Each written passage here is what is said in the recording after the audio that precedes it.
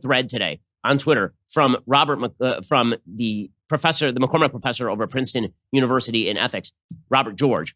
It's a really terrific thread about how people tend to perceive their own morality. And it is correct. He tweets out today, I sometimes ask students what their position on slavery would have been had they been white and living in the South before abolition. Guess what? They all would have been abolitionists. They all would have bravely spoken out against slavery and worked tirelessly against it. Of course, this is nonsense. Only the tiniest fraction of them, or any of us, would have spoken up against slavery or lifted a finger to free the slaves. Most of them and us would have gone along. Many would have supported the slave system and happily benefited from it.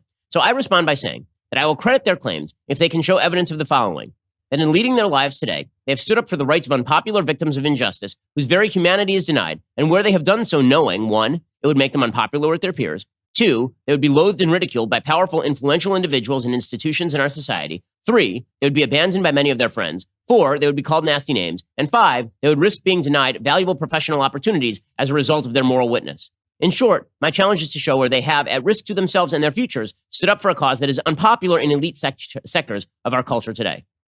And the answer, of course, is virtually no one does that.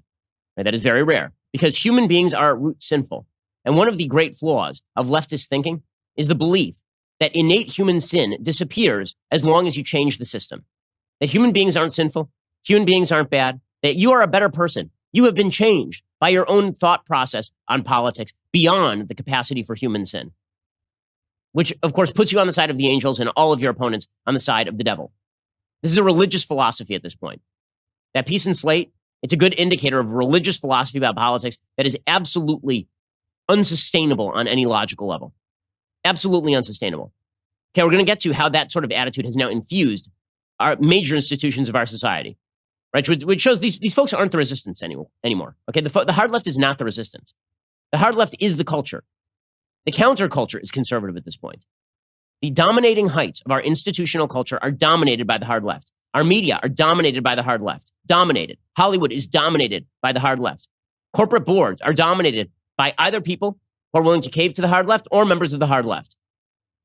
The culture is no longer with conservatives. It is with the hard left. The culture has shifted beneath the feet of conservatives who are so worried about electing Republicans that they forgot that the way that hearts and minds change is through the cultural system. And so all of the institutions that conservatives naturally dominate have fallen away. Churches have lost constituents, or indeed caved to leftist values.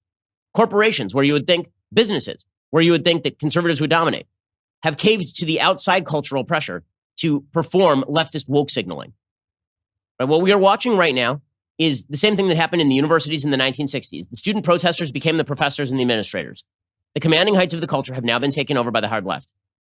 So the moral gap that now exists in our society, in which an entire sector of society that sneers at the entire other side as immoral, as bad human beings. Like I thought for a long time this is a real differentiating factor. I've written about this for probably, at this point, decades. The differentiating factor between right and left is that the right tends to think the left is wrong and the left tends to think the right is evil. The entire culture is now dominated by people who think that the right is full out evil. And this means censorship. It means censorship. CNN, a supposedly free speech outlet, right? They're whining and bitching every single day about the fact that President Trump is mean to them. Oh, it's a threat to the press. Oh, he's going to shut down the press when he's done nothing except raise their ratings.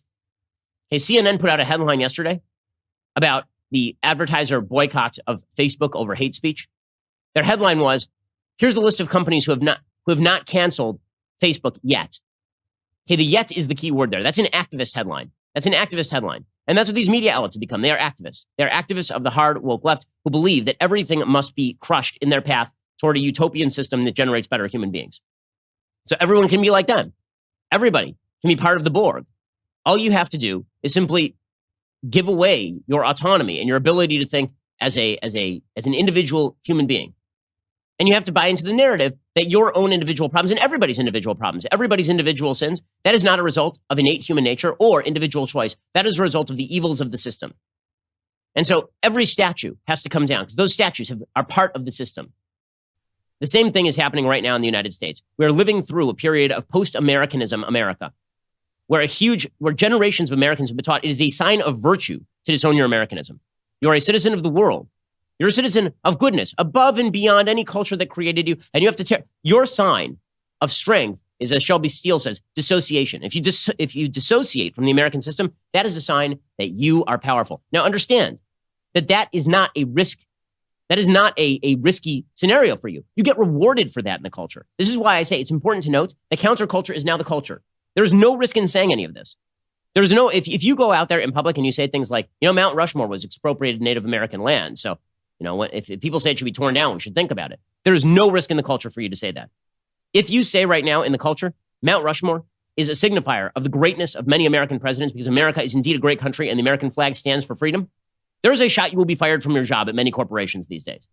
I'm getting notes from people all over the country right now that if you simply say, yes, I believe that Black Lives Matter, but the police are by and large virtuous people attempting to keep law and order, and if they disappear, people die, you could get fired for that. Okay, we know what the poles of power have shifted in the culture. Republicans focus so much on winning people always wonder in the Republican Party, I get this question all the time, why is it Republicans keep winning elections and yet the culture keeps shifting to the left? Because you're focusing on the wrong battle. This is not the correct battle. You can win as many elections as you want. If the ground keeps shifting under your feet, you're just shifting the deck chairs on the Titanic. That's all you're doing. You need to shore up the hole at the bottom of the Titanic. That means re-educating yourself about the United States and not buying into the lie that America is uniquely evil. Again, we could all find agreement. We could all find agreement on all this stuff. Slavery, evil. Jim Crow, evil. Systems of discrimination that you can name and point out. They're like racist systems, evil. We're all on the same page. We all want to fight that stuff. But the goal here is that, again, the underlying narrative is about much more than that. It's about how America itself is unchangeably, unbridgeably evil. Unchangeably and unbridgeably wrong. And this is why you see so many members of the left defending the Black Lives Matter organization when they don't even have to. Now, let's be clear about this. The Black Lives Matter organization is not the same as the slogan Black Lives Matter. The Black Lives Matter organization is a radical Marxist organization. The people who organize Black Lives Matter are openly stated Marxists. And so it is no surprise when the Black Lives Matter organizer calls Trump the terrorist in chief on CNN. Hey, here's one of the Black Lives Matter organizers talking about all of this. Donald Trump is the embodiment of white supremacist terrorism. When he is, tweeting videos of people throwing up white power and really entrenching himself within the white terrorist movement, for him, again, to call anything hate is really the height of hypocrisy. And, we need as a country to be willing to point to him and say that he is actually the terrorist in chief. Okay, Melina Abdullah, by the way, let's just be clear about this. Melina Abdullah suggested I'm a member of the KKK when I visited Cal State Los Angeles.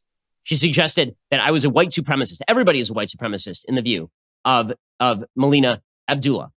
And by the way, she also happens to be a far left neo-Marxist. Okay, that is not a big surprise.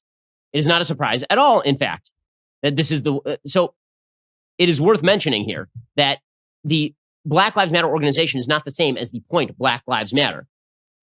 Okay, it's not the same thing at all. But this has been swallowed hook, line, and sinker by the media, specifically because they actually agree with a lot of the critiques of Black Lives Matter or as an organization, not just the slogan of the organization, that America is a deeply systemically evil place.